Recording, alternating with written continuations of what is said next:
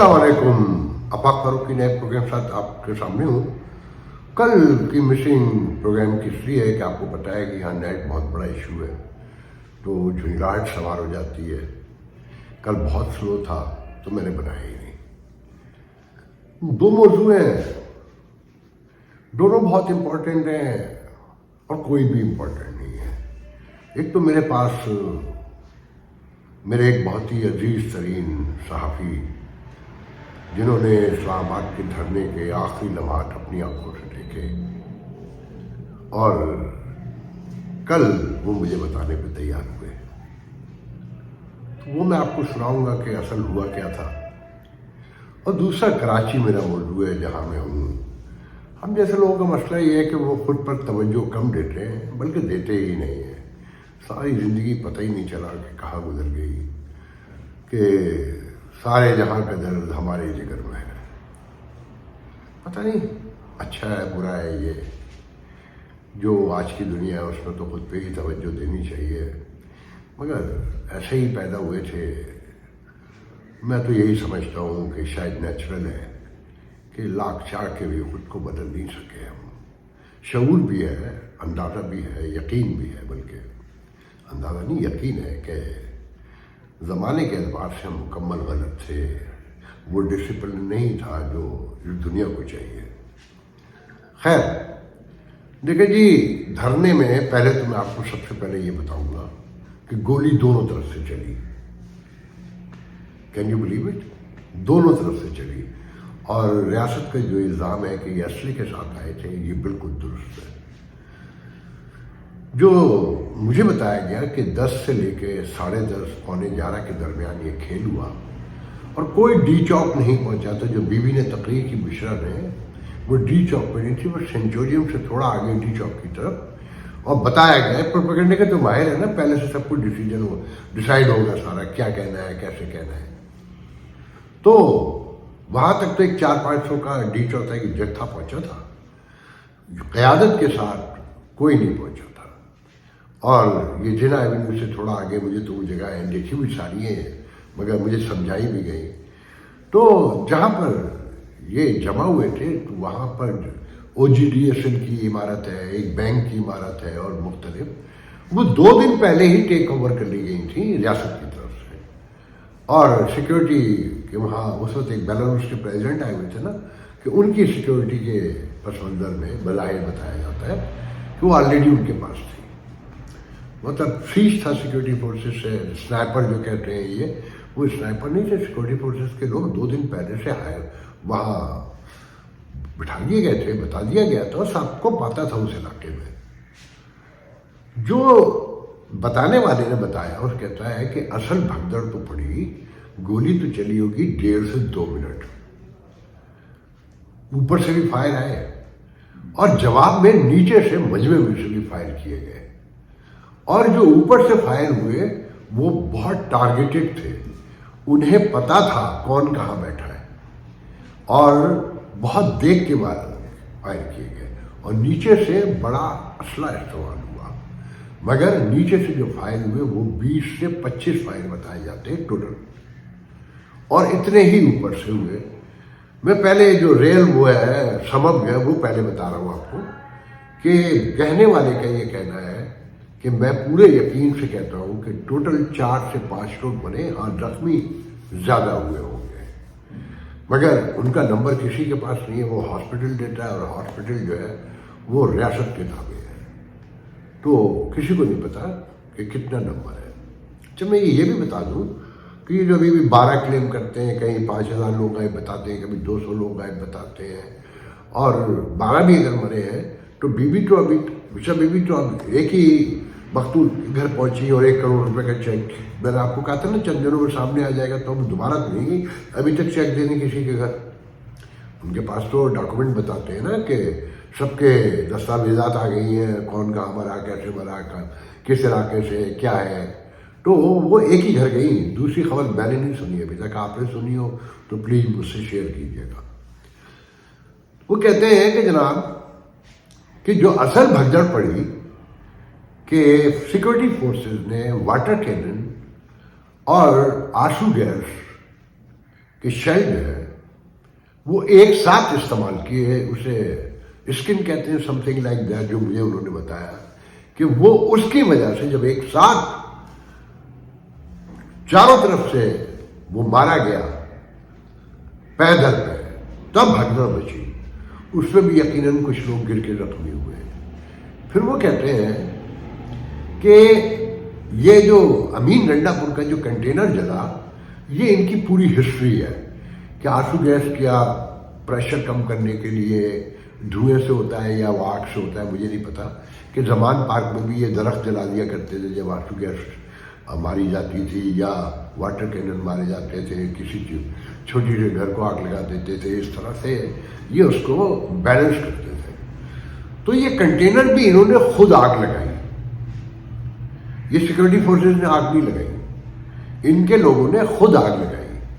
پھر وہ کہتے ہیں کہ یہ امین گنڈا پور تو اس وقت سینچورین کے پاس کوئی پل ہے وہاں پر تھے، اور اپنے لوگ ان کے کچھ لوگ بھی ساتھ تھے، اور بی بی جو ہے ایک گاڑی میں جہاں دھرنا تھا اس کے پیچھے بیٹھی تھی، جو کسی کو نہیں پتا تھا۔ میں نے ان سے اس وقت یہ بھی پوچھا کہ مراد سعید کو دیکھا؟ تو انہوں نے کہا کہ اندر کوئی بی بی کے ساتھ بندہ تو تھا، مگر میں یہ نہیں کہہ سکتا کہ مراد سعید تھا وہاں پر، مگر یہ طے ہے کہ مراد سعید کے لوگ تھے اور ایک باقاعدہ فورس کے طور پر آئے تھے۔ وہ کیوں آئے تھے وہ میں بتاتا ہوں۔ تو کہنے لگے جب یہ بھگدڑ مچی تو کسی کو نہیں پتا تھا، ان لوگوں نے اپنی گاڑیاں بھی جو دھرنا تھا اس کے پیچھے ایسے رخ پہ کھڑی کی تھی بلو ایریا کی طرف رخ کر کے، تاکہ بھاگنے میں آسانی ہو، یو ٹرن نہ مارنا پڑے یا کوئی رکاوٹ بڑی سامنے نہ آئے۔ وہ کہتے ہیں کہ جب امین گنڈا پور خاتون کے پاس پہنچے ہیں اور ان کو لے کر نکلنے کی کوشش کی تو اس وقت بھی فائر آئے، مگر وہ کہیں لگے نہیں۔ پھر جب وہ لے کے نکلنے لگے گاڑیاں، جو پہلے پجارو ٹائپ کی گاڑیاں تھیں لینڈ کروزر، تو مراد سعید کے جو فورس ساتھ بھیجی گئی تھی وہ امین گنڈا پور کے لیے بھیجی گئی تھی، اور یہ پہلے سے سب کو پتا تھا کہ یہ آدمی بھاگ جائے گا، تو اسے بھاگنے سے روکنا ہے کہ یہ نعرے مارتا ہے مگر یہ رکے گا نہیں، تو اسے روکنا ہے کسی صورت سے، اور پورے راستے وہ فورس اس کے آس پاس لگی رہی ہے۔ تو جب یہ گاڑیاں لے کے نکلے ہیں تو لڑکے درجنوں کی تعداد سے سڑک پر ان کی گاڑیوں کے سامنے لیٹ گئے۔ ان کے سیکورٹی گارڈ نے وہاں پر فائر بھی مارے سڑک پر، اور تیزی سے گاڑی نکالی تو کچھ لڑکے کچلے بھی گئے، واللہ عالم بالصواب۔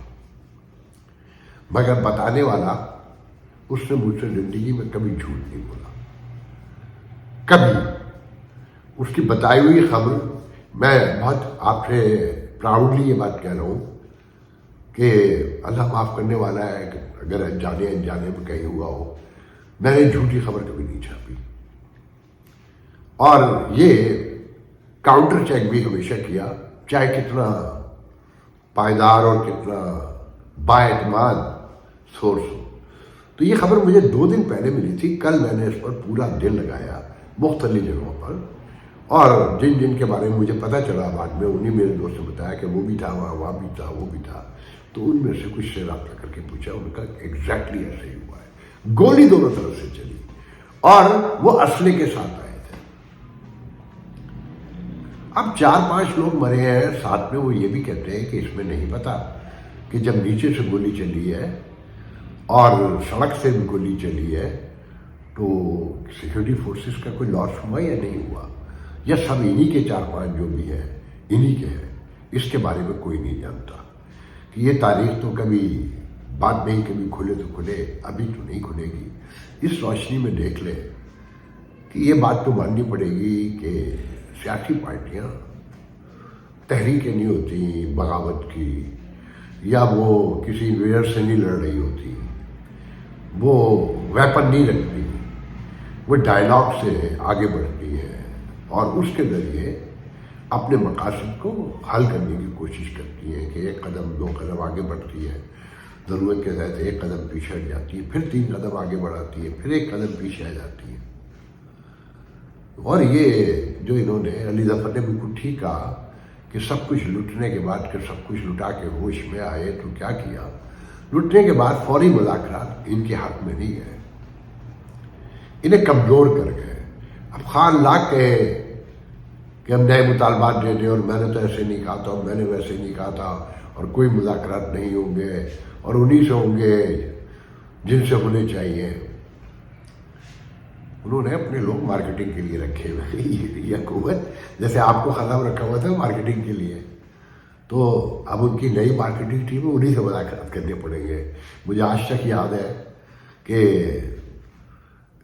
خان صاحب نے حسین حقانی ایک سیمینار کرتے ہیں، ان کی ایک تنظیم ہے بہت بڑی اور وہ سالانہ کنونشن کرتے ہیں اس کا، تو خان نے اپنے ایک عہدیدار کو، میں پہلے نام بتا چکا ہوں آج نہیں کرتا، اپنے ایک عہدیدار کو فون کیا کہ یار وہ حسین حقانی جو ہے نا میری حکومت کے خلاف جو ہے نا ایک سیمینار کر رہا ہے اور اسے بتائے گا کہ میری حکومت کو فوج چلاتی ہے، اس کا روکو، اس کا کوئی انتظام کرو۔ تو وہ یہ کہانی میں آپ کو پہلے سنا بھی چکا ہوں۔ تو خان صاحب آپ کی حکومت تھی تو آپ کو برا لگتا تھا نا کہ وہ چلاتے ہیں، تو انہیں بھی برا لگتا ہے نا کہ آپ ان سے مذاکرات کریں گے۔ بھائی ان کی ٹیم تو ہے نا، ریکگنائز ٹیم ہے، اگر آپ اوپر پارٹی سے مل جائیں گے تو ان کا دھندا بند ہو جائے گا۔ تو بہرحال یہ جو مذاکرات ہیں نا وہ تو ہوں گے نہیں، ٹھیک ہے۔ حکومت یہ مذاکرات کبھی نہیں چاہیے، اسی لیے ان کے مظرا گندا کر رہے ہیں پی ٹی آئی کو کہ ہمیں تو یہ چور ڈاکو کہتے تھے، فلانا کہتے تھے، اور انہوں نے تو یہ کیا اور نوئی کیا، فلانا کیا۔ اور خان صاحب اگر نہیں مانتے ہیں تو اسٹیٹس کیا ہوگا اگر مذاکرات ہو بھی جائیں؟ ابھی تو کمیٹیاں بنی ہیں، کسی نے کوئی رابطہ نہیں کیا، پوری کہانی آپ کو پتہ ہے۔ اگر یہ مذاکرات ہو جاتے ہیں تو حکومت کو کوئی دینا پڑے گا نا، اور وہ کیا ہوگا؟ نہ مان لے کے خان صاحب کی رہائی کو چھوڑ دیں تو نئے الیکشن میں تو بات ہوگی نا، یا قومی حکومت تک تو آئیں گے نا، جس کی باتیں تیزی سے ہو رہے ہیں۔ ذہن میں رکھیے گا یہ پہلا پروگرام ہے جس نے 2.5 سال پہلے 2 سال پہلے کہہ دیا تھا کہ دیکھو انتخابات نہ کروانا۔ جب امن مظاہرہ ہوا تھا پہلا سوات میں، جب طالبان آئے تھے خان صاحب کے چھوڑے ہوئے، کہ انتخابات نہ کرانا، یہ گلے پڑ جائیں گے۔ اب وہ اس حکومت کو جو اسٹیبلشمنٹ بھی ساتھ ہے، ساری میجر پارٹیاں بھی ساتھ ہیں، مولانا فضل الرحمان وہ کچھ لے دے کے معاملہ ٹل جائے گا۔ آصف زرداری نے ایسے تو نہیں کیا ہوگا، اور پھر مولانا کو سوچنا چاہیے تھا کہ آصف زرداری اس بل پہ کیسے سائن کر سکتا ہے، یہ ممکن ہی نہیں تھا۔ انٹرنیشنل کمیونٹی کو بھی چھوڑے، دکھانے کو صحیح ایک سول ہے، ایک فلاسفیکل تھاٹ ہے پیپلز پارٹی کا، وہ اس سے کیسے انحراف کر سکتا ہے؟ یہ ممکن ہی نہیں ہے نا۔ آصف زرداری کے اقتدار کی لالچ کے باعث ہی سندھ میں ہر طرف اب وہی کانٹے کا مقابلہ دیتے ہیں نا، جس پیمانے پہ بھی دیتے ہیں، قوم پرست تو نہیں دے پاتے۔ مولانا کے لوگ ہی الیکشن لڑ رہے ہیں نا پیپلز پارٹی کے خلاف، تو بی بی نے بھی اور آصف زرداری نے اسے کنٹینیو کیا، اور آج بھگت رہے، بل پہ سائن ہو نہ ہو، سارے مسائل ایک ساتھ جمع ہوتے جا رہے ہیں، ایک ڈبے میں بند ہوتے جا رہے ہیں۔ وہ ڈبہ کب پھٹے گا اس کے بارے میں کوئی نہیں جانتا۔ اب ہم آتے ہیں اپنے دوسرے موضوع کی طرف، کراچی کی طرف۔ ایک تو دیکھیں، میں پہلی بار بہت طویل عرصے سے یہاں رہ رہا ہوں، پہلے 2 دن کے لیے 3 دن کے لیے آتا تھا، پتہ ہی نہیں چلتا تھا۔ اب یقین کریں، میں ایک بہت پوش علاقہ ہے گلشن اقبال کا، یہ بڑے نامور لوگ رہتے ہیں اراؤنڈ میں، مگر مجھے ایسا لگتا ہے کہ سکھر بھی بہتر ہے۔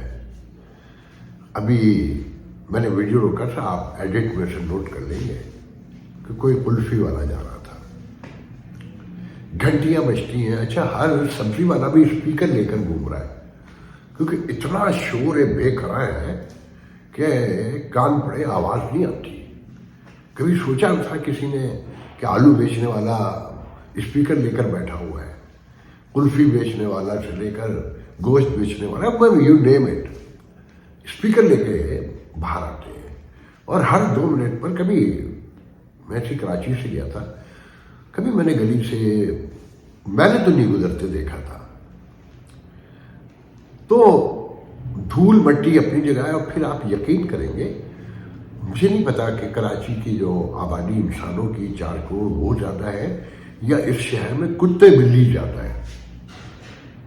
آپ سڑک پہ نکلے نا تو ایک بے ہنگم سا ٹریفک بھی آ رہا ہے نا گلیوں میں اسپیشلی, تو دوسری طرف سے کتا دوڑا آ رہا ہے یا بلی دوڑ کر آ رہی ہے.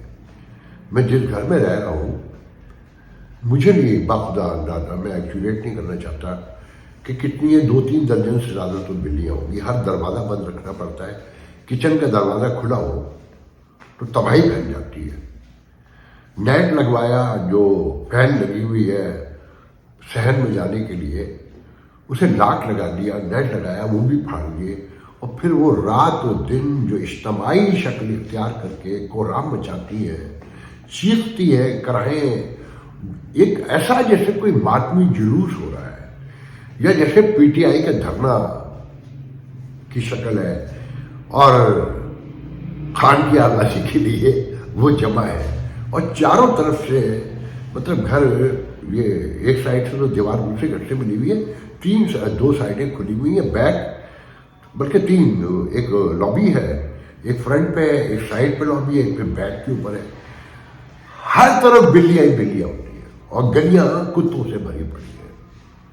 کوئی سوچ سکتا ہے کہ یہ نارمل سویلائزیشن کا آج کی دنیا کا حصہ ہے یہ شہر, جو کبھی روشنیوں کا شہر کہلاتا تھا, ایک عالم میں مشہور تھا.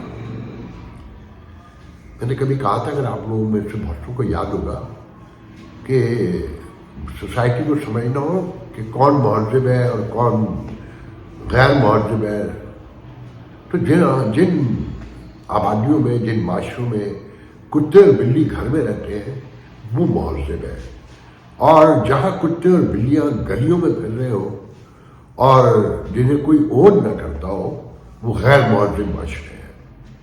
اس خطے میں تو بلی سے بھی نفرت کرنے والے ہیں, کتے سے بھی نفرت کرنے والے. میں کتے کو برا سمجھتا ہوں, میری تربیت کا حصہ ہے.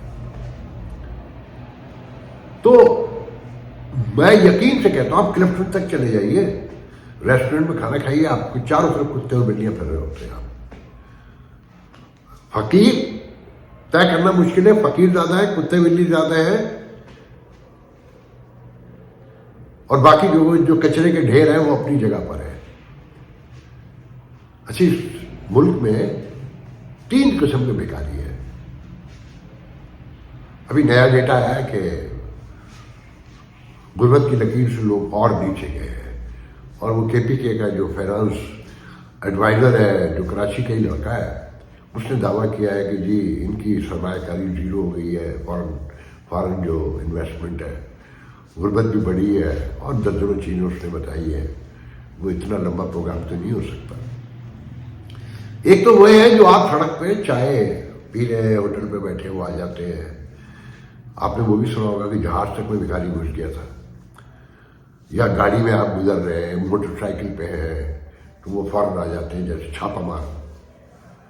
ایک وہ ہے جو ریفرنسز سے آتے ہیں, دوستوں کے, رشتے داروں کے, یار ان کی مدد کر دو, یار ان کے لیے یہ کام کروا دو, ان کو دوا لینی ہے, ان کو یہ لینا ہے, ان کو فلانا لینا ہے. تیسرے وہ ہیں جو آپ ہی کے راؤنڈ میں ہیں, جنہوں نے قسم کھائی ہے کہ وہ بھیک نہیں مانگیں گے, وہ آپ کو لوٹیں گے, آپ کو چھینیں گے آپ سے, آپ کو دھوکہ دے کر لیں گے. ان کی انا ہے, وہ کہتے ہیں نہیں مانگیں گے نہیں, ہم بے وقوف بنا کے لیں گے. وہ بڑی اکثریت میں ہے. میں اس کی ایکسپلینیشن میں نہیں جاؤں گا کہ وہ ہر ادارے میں ہے, ہر شعبے میں ہے, آپ کے رشتے داروں میں ہے, دوستوں میں ہے, سب جگہ ہے. ایسے میں جو کوئی با کردار ہے یا متول ہے وہ سروائیو کر سکتا ہے. سوچئے گا کبھی. ابھی 2 دن پہلے ایک خبر دیکھی, جمشید کوارٹر کے علاقے میں کہیں کوئی الیکشن تھا ضمنی یا کیا مسئلہ تھا, جماعت اسلامی اور متحدہ کے کارکنوں کے درمیان لڑائی ہوئی بڑے پیمانے پہ. بندے بھی سنا رسمی ہوئے, پھر بیانات بھی آئے جماعت اسلامی یہ دہشت گرد ہے. میں بہت ہنسا کہ جماعت اسلامی کا ریوائول ہوا ہے نا میرے علاقے میں پورے میں. جماعت اسلامی شکریہ کے بینر لگے ہوئے کچرے کے ڈھیر پر, اور جہاں مکھیاں بھنا رہی ہیں, جہاں روڈ ٹوٹے ہوئے ہیں, جماعت اسلامی شکریہ. اور اندر اس میں لکھا ہوا ہے بینر کے کہ یہ سڑک ہم بنوا رہے ہیں, جیسے ان کے اپنے پیسے ہیں. اور کچرے پڑے ہوئے ہیں، اور مطلب برا حال ہے اس پورے علاقے کا. اور جہاں چلے جائیے ٹریفک سے لے کر، سب کو پتہ ہے. آج ہی بتا رہے تھے ابھی خبر 1 گھنٹے پہلے کہ 110 لوگ تو ڈکیتیوں میں مارے گئے ہیں کراچی کے شہری، اور 110 کے قریب روڈ ایکسیڈنٹ میں مرے ہیں. یہ وہ نمبر ہے جو ریکارڈ پر آیا ہے. اور ان دونوں کی لڑائی آج بھی جاری ہے. غور کرتا ہوں نا میں، یہ ملک بنانے میں بھی ان کا حق تھا. مسلمان سب سے بڑے یہ یو پی، سی پی، اڑیسہ، بہار اور یہ بنگالی، یہ سب سے آگے تھے. ان پہ مذہب سوار تھا، 2 قومی نظریہ، ہم مسلمان فلانا صدیوں سے. ابھی میرے منہ سے نکل جائے گا سوری فار دیٹ کہ شودر اور پتہ نہیں کون کون سے مذہب بدل کے برابری کی خواہش میں اور جانے کیا کیا ساتھ لے کر آ گئے. بدل گئی اسٹیٹس، جو یہاں پر اسٹیٹس کلاس سسٹم ہے وہ بدل گیا. پہلے ہندو کرتا تھا، اب آپ خود کر لیتے ہیں. چودھری صاحب اوپر بیٹھتے ہیں، سارے نیچے بیٹھتے ہیں. وڈیرا کرسی پہ بیٹھتا ہے، کمی کمار نیچے بیٹھتے ہیں. ماسی کو گھر کی ڈائننگ ٹیبل پہ ساتھ بٹھا کے کھانا کھلاتے ہیں آپ. وہ تو آپ ہی کا حصہ ہے نا. یا جو سڑک پہ جھاڑو دے رہا ہوتے ہیں، جس گلاس میں پانی پلاتے ہیں تو آپ اس گلاس میں پانی پیتے ہیں. کچرا اٹھانے والا جو گھر کے اندر سے کچرا اٹھا کے لے کے جا رہا ہے وہ تو نارمل انسان ہے نا. کیا اس کو اگر پانی پلاتے ہیں آپ تو اس گلاس میں دوبارہ پانی خود پیتے ہیں؟ سب کہنے کی باتیں ہیں. یہ اس خطے کا مزاج ہے. طاقت، دولت اور شہرت، اس کے پیچھے پاگل ہے سب، ایک بڑی اکثریت. اور جو نہیں ہے وہ ان کا ہم جیسا حال ہوا ہے.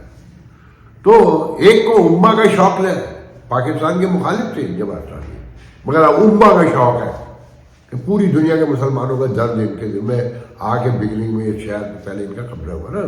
مذہبی جماعت ہوگا، شاہ بھائی نورانی فلانے، یہ سب امہ والے لوگ ہیں. کیا نتیجہ نکلا؟ اس کراچی کو تباہ کرنے میں جماعت اسلامی نے سب سے پہلے حصہ ڈالا. اس ملک میں تشدد اسٹیبلشمنٹ نے ایجاد کیا، مگر اس کو فروغ جماعت اسلامی نے دیا، مولوی نے دیا. یاد رکھیے گا یونیورسٹیوں میں جو کچھ ہوا جمعیت طلبہ کے نام پر وہ سب کو پتہ ہے. پھر کراچی والوں نے حج کی، انہوں نے کہا کہ اچھا مذہب سے کام نہیں چل رہا تو قوم پرستی کی طرف آ گئے. انتہا آخری حد دکھا دی کہ کراچی جیسی کاسموپولیٹن سٹی پوری دنیا میں یہ تو ملٹی کلچرل ہوتے ہیں نا، ہر قسم کے لوگ آ کے رہتے ہیں. یہ تو آپ کا کام تھا کہ آپ انہیں بتاتے کہ بھئی آپ آ گئے، کوئی بات نہیں، موسٹ ویلکم، اکانومی گرو ہونی چاہیے اور رہنا ویسے جو ہمارا کلچر ہے پہلے سے. آپ اس کے لیے ایک سسٹم بناتے ہیں، نظام بناتے ہیں، انتظام کرتے ہیں. ایسا کچھ نہیں کیا. اور پھر آپس کی لڑائیاں شروع ہو گئی، ایک دوسرے کو مارتے رہے، مرتے رہے اور باقی لوگ آگے نکل گئے. اب ان دونوں کی لڑائی میں حوالے کسی اور کے ہو گیا ہے شہر، اور وہ خوب انجوائے کر رہے ہیں. روز ٹیلی ویژن پہ آگے نئے پروجیکٹ کا اعلان کرتے ہیں، ہوتا کچھ بھی نہیں ہے. ان کو پتا ہے میڈیا کا دور ہے، میڈیا کنٹرول میں، میڈیا پہ مال لگتا رہے، اور میڈیا مالکان ان کی تاریخ ہے پوری، جو اصل ہے ان کی پوری تاریخ ہے. یہ معاشی اللہ میں، یہ ہر دور میں انہوں نے اپنے لیے کام کیا، یہ دوسروں کے لیے کام نہیں کرتے. وہ وسط اللہ کے نام سے میں نے پڑھا ہے، مشہور صحافی ہے وسط اللہ. کہ اب اس ملک میں پہلے ایک زمانے میں صحافی ہوتا تھا ایک لیفٹ کا یا رائٹ کا، بہت مشہور تھا. 2 نظریے کا یہاں تھے نا کہ ایک لیفٹ کا ہے، دائیں کا، ایک بائیں کا. اب تو یہ ہے کہ ایک دلال ہے، ایک صحافی ہے. اب پہچاننا ہے کہ صحافی کون ہے، دلال کون ہے. جب میں یہ کہہ رہا ہوں کہ 99% جو ہے نا جو نون ہے وہ انہیں کے لوگ ہیں. 1% جو ہے وہ بھی مجھے مشکوک لگتے ہیں، وہ آگے نہیں آنے دیتے کسی کو، ممکن نہیں ہے. تو اس شہر کا برا حال کر دیا. رات کوئی دوست آئے، بات ہو رہی تھی تو وہ ان میں سے کہہ رہا تھا کہ 8 ارب روپے کا روزانہ کا صرف پانی بیچتی رہ جائے. آپ نے کبھی الوی صاحب تو اڑ جاتے تھے نا 2 منٹ میں آئین کے معاملے پر، ہر معاملے میں بل واپس کر دیتے تھے. کبھی انہوں نے بولتے سنا، کراچی سے تھے نا، کہ یہاں پانی کھلے عام کیسے بک رہا ہے. یہ ریاست پانی بیچ سکتی ہے کانسٹیٹیوشنلی، یا دنیا میں کہیں مثالیں ہیں کہ عوام کا ہی پانی عوام کو بیچ دیا جائے؟ یا ممنون حسین بھی صدر رہا، کبھی سنا آپ نے؟ یا وہ کامران ٹسوری سارا دن بول رہا ہوتا، ابھی بھی بول رہا تھا، کسی میلے میں تھا، اس نے خوب میلہ لگایا ہوا ہے، اور پیپلز پارٹی والے مزے کر رہے ہیں۔ وہ جو ہے مراد علی شاہ نہیں آتا ٹی وی پہ، نہ اس کے وزیر آتے ہیں، زیادہ زیادہ شرجیل مہمان آ جاتا ہے نادر شاہ، مگر ٹسوری دن میں 12 دفعہ آتا ہے، اور یہ ظاہر کرتا ہے پورا سندھ وہ چلا رہا ہے، اور کراچی کو تو دودھ شہد کی نہریں بہانا شروع کر دی ہے، اور باقی پوری ایم کے متحدہ اس کے آگے پیچھے خبر کل چل رہی تھی کہ خالد مقبول صدیقی کی سربراہی میں گورنر سندھ سے متحدہ کے وفد کی ملاقات۔ مطلب اندازہ لگائیے کہ یہ پارٹی کا سربراہ وہ وفد لے کے ملنے جاتا ہے گورنر سے اپنے کارکن سے، کیونکہ وہ کارکن نہیں ہے، کارکن یہ لوگ ہیں۔ تو اور ایسا لگتا ہے نا کہ اس نے ان سب کو چھوڑا ہوا ہے کراچی بنانے کے، یہ کیا بنائیں گے بیچارے؟ مکمل قبضہ ہو چکا ہے شہر کے اوپر، کہیں پر کسی کا کوئی اختیار نہیں ہے، نہ جماعت اسلامی۔ میں نے یہ بات پہلے بھی آپ کو شاید بتائی تھی کہ میرے ایک دوست ہیں جو جماعت اسلامی میں بہت ہی سینئر ترین لوگوں میں سے، جرنلسٹ ہے بیسکلی، اور لالا سراج سابق امیر جماعت اسلامی مولانا سراج الحق انہیں مرشد کہا کرتے تھے۔ تو انہوں نے مجھے بتایا کہ جب حافظ نعیم جیت گئے کراچی میں دوسرے نمبر پر لاسٹ بلدیہ کے الیکشن میں ایم کے ایم کی غیر موجودگی میں، تو مشورہ دیا کہ دیکھیں آپ ڈپٹی میئر بن جائیں۔ پیپلز پارٹی نے بھی آپ کو پہلے فائدہ پہنچایا ہے 2000 کی دہائی میں، یا مجھے اب ڈیٹ یاد نہیں ہے، تو آپ ان کے ڈپٹی میئر بن کے کراچی کو فائدہ پہنچائیں۔ لڑائی سے کچھ نہیں، وہ تو میئر بننا تھا، انہوں نے تو ٹکا نہیں دے رہی ہے۔ اب یہ مظاہرے کر رہے ہیں تو وہ کہہ رہے ہیں کہ پہلے بتا خور کہنا بند کرو، قبضہ گروپ کہنا بند کرو، جعلی میئر کہنا بند کرو، اور قبضہ میئر جو ہے نا اس کا وہ واپس لو۔ رو رہے گا رہے ہیں، روز الزام لگاتے ہیں، کیا فرق پڑ رہا ہے ان پر؟ ان پہ کوئی فرق پڑ رہا ہے؟ تو حالات اتنے خراب ہو چکے ہیں کہ سڑکیں ہر طرف کھدی پڑی ہے، جو نئی بنی ہوئی اگر کہیں تھی تو وہ بھی کھود دی ہے۔ انہوں نے طے کر لیا ہے کہ تمہیں وہ رسوا کرنا ہے کہ تم یاد رکھو گے۔ تو ہمارے ایک دوست کل کہنے لگے کہ اگر آپ پنجاب میں رہتے ہیں تو آپ نون لیگ میں شامل ہو جائے، فوری فائدہ ہو جائے گا، نہیں تو پی ٹی آئی میں ہو جائے، امید کے اوپر ہو سکتا ہے کل بھائی آ جائے، ہے یو نیور نو، اور نہیں تو مستقل جو سیاسی پارٹی ہے اسلامی اس میں شامل رہے۔ بھارت تینوں سے کہیں نہ کہیں فائدہ مل جائے گا۔ آپ کے پی کے میں مولانا فضل الرحمان کی پارٹی میں چلے جائیں، آپ پی ٹی آئی میں ہیں تو مزے ہی مزے ہیں اس وقت، بلوچستان میں ہے تو سیدھے سیدھے اسٹیبلشمنٹ سے ہاتھ ملا لیں، باقی کسی کی کوئی ورث نہیں ہے۔ آپ سندھ میں رہتے ہیں، سندھی ہیں، پنجابی ہیں، پشتون ہیں، پیپلز پارٹی کی حمایت کریں، آپ کو فائدہ ہو جائے گا۔ مگر آپ بھئیے ہیں، اردو بولنے والے، کسی پارٹی میں چلے جائیں، آپ کو کچھ نہیں مل رہا، آپ فارغ ہیں۔ اچھا پھر پیپلز پارٹی میں جو بھئیے ہیں ان پہ بھی ذرا نظر کریں، ڈالیں وہ کون ہے۔ یہ خاص لوگ ہیں، وقار مہندی ہو، وہ تاجدار کیا نام ہے وہ جو سینیٹر بڈھا جس نے 60 سال کی عمر میں شادی کی تھی، کیا نام ان کا، کون سے حیدر ہے، مطلب جتنے آپ نام سارے دیکھیں گے نا وہ آپ کو سمجھ میں آ جائے گا کہ ایک مخصوص کلاس کے لوگ ہیں، اور باقی وہ اپنا کام دکھا رہے ہیں۔ تو مجھے یاد آیا کہ ایک دفعہ بے نظیر ارلی 2000 کی بات ہے، نیو یارک میں میں انٹرویو کر رہا تھا بیوی کا، تو ایک موقع پہ میں نے کہا بیوی ایم کیو ایم سے صلح کریں، ختم کریں، چھوڑیں۔ انہوں نے تاریخی بات کی، آپ ذہن دیکھیں، اور وہی سب کچھ آج بھی ہے۔ انہوں نے کہا کہ جناب فاروقی صاحب، خاتون بولی کہ آپ کیسی باتیں کرتے ہیں، میں اگر ان سے ہاتھ ملا بھی لوں میں اب نہیں۔ پہلے انہوں نے کہا کہ آپ میری صلح کروانے ہیں، ٹل دیا انہوں نے کہا، میں نے کہا میرا تو ان سے کوئی رابطہ نہیں ہے، آپ لوگ بھی مجھے، آپ کے لوگ بھی مجھے یہ سمجھتے ہیں میں پیپلز پارٹی کا دشمن ہوں، وہ بھی یہی سمجھتے ہیں۔ تو میں نے کہا دیکھیں اگر آپ کراچی کے لیے کام کریں گی ڈیولپمنٹ کریں گی، لوگوں کو روزگار دیں گی، نوکریاں دیں گی، تو لوگ خود مائل ہو جاتے ہیں، انہیں اپنے کام سے مطلب ہے، کہہ لیں گے نہیں فاروقی صاحب آپ نہیں جانتے، آپ وہاں نہیں رہتے ہیں، میں لاکھ کام کروں کراچی کے لیے، میں لاکھ کراچی کو سونا بنا دوں، ووٹ الطاف صاحب کو ہی پڑے گا، یہ ووٹ نہیں دیں گے ہمیں۔ پھر اسی ملاقات کے کچھ عرصے کے بعد وفاقی وزیر ہوا کرتے تھے لیاقت جتوئی، جو اس صوبے کے چیف منسٹر بھی رہے، لیاقت جتوئی صاحب سب جانتے ہیں۔ میں نے ان کا انٹرویو کیا یونائٹڈ نیشن کی بلڈنگ کے سامنے ایک ہوٹل ہے، پلازا ہوٹل ہے میرے خیال میں، وہاں پر تو ایم کیو ایم کا ذکر آیا کہ کراچی اس وقت ایم کیو ایم چلا رہی ہے اور سندھ بھی، اور محل علی شاہ میرے خیال میں وزیر اعلیٰ تھا، جو مجھے یاد پڑتا ہے، وہ جو ساڑی باندھ کے ناچا کرتا تھا۔